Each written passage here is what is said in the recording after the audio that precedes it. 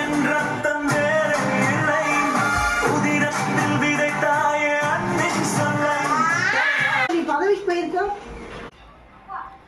C Joseph Vijay எனும் நான்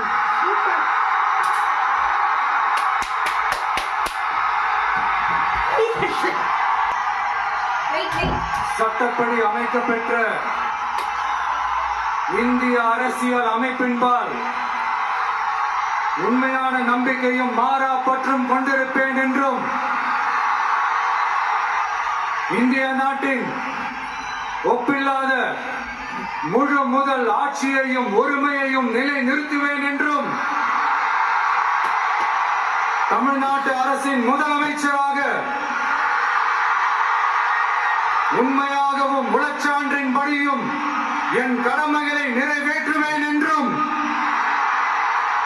அரசியல் அமைப்பிற்கும் சட்டத்திற்கும் இணங்க அச்சமும் ஒருதலை சார்பும் இன்றி விருப்பு வெறுப்பை விலக்கி பலதரப்பட்ட மக்கள் அனைவருக்கும் நேர்மையானதை செய்வேன் என்றும் ஆண்டவன் மீது ஆணையிட்டு உறுதிமொழிகிறேன்.